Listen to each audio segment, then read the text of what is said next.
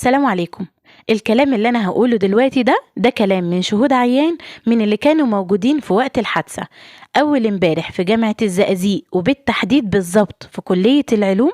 كان يوم عادي جدا، يوم زي أي يوم، يعني طلبة رايحين جايين. ولكن جت الساعة 2 الظهر، كل الطلبة اللي في أنحاء الكلية سمعوا صوت صراخ وحاجة بتهبط جامد وبتترزع كده على الأرض أكنها حاجة وانفجرت وكده. وطلعوا عشان يشوفوا فيه ايه، لقيوا طبعا زميلة ليهم اسمها روان ناصر في سنة رابعة كلية علوم، وقع من الدور الخامس وسايحة في دمها.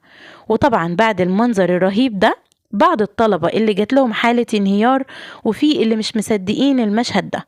بعض زمايلها اللي حاولوا يسعفوها ويساعدوها، واللي حاولوا يقيسوا النبض، واللي كمان حاول يوقف النزيف، واللي حاول طبعا يصرخ بأعلى صوت ويقولوا يا جماعة اطلبوا إسعاف.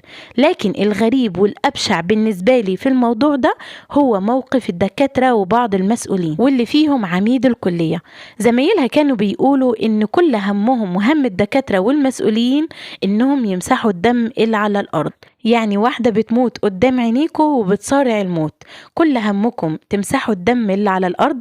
لا، والأبشع من ده كله إن كمان طلعت معيدة في الكلية كانت بتراقب على لجنة، كانت بتقول للطلبة ادخلوا جوه اللجنة، مستقبلكم أهم، حتى من غير ما تعرف هم طلبوا إسعاف ليه. تخيلوا طالبة بتقع من الدور الخامس بتنزف ومحتاجة إسعاف، محتاجة حد ينقذها، كل اللي حواليها واقفين وبيتفرجوا، واقفين بيبصوا على المشهد ده أكنه فيلم سينما.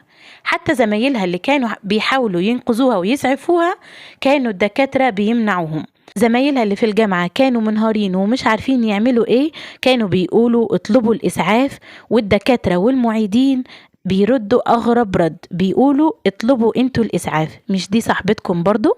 مع ان مكالمة واحدة بس من عميد الكلية كانت هتجيب عربية الإسعاف في 50 ثانية، لكن فرق ما بين الكلية والمستشفى دقيقة واحدة بس. وبعد نص ساعة من وقوع روان بتيجي عربية الإسعاف، وهنا بقى نقابل المصيبة اللي بجد.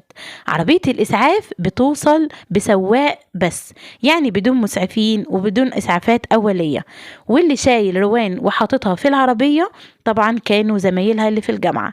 زمايل روان كانوا بيقولوا بعد ما ركبت العربية الإسعاف وراحت المستشفى، كان كل هم الدكاترة اللي موجودين مين اللي هيشيل الدم اللي على الأرض ويمسحوا الدم ده بسرعة. اسمعوا بقى عميد الكلية قال ايه بالنص، قال امسحوا القرف اللي على الأرض ده. تفتكروا بقى ان الموضوع خلص لحد كده؟ لا، عشان نقابل مصيبة رابعة. المستشفى أصلا رفضت تستلمها أو تدخلها أو تعمل لها أي إسعافات أولية غير لما يقطعوا تذكرة الأول. وبعد ما زمايلها قطعوا تذكرة رفضوا برضو يستلموها عشان مفيش إثبات هوية. يعني بجد حاجة مش عارفة أقول عليها إيه بالظبط. القضية دي لازم تتحول لقضية رأي عام، لأن بجد حق روان لازم يرجع.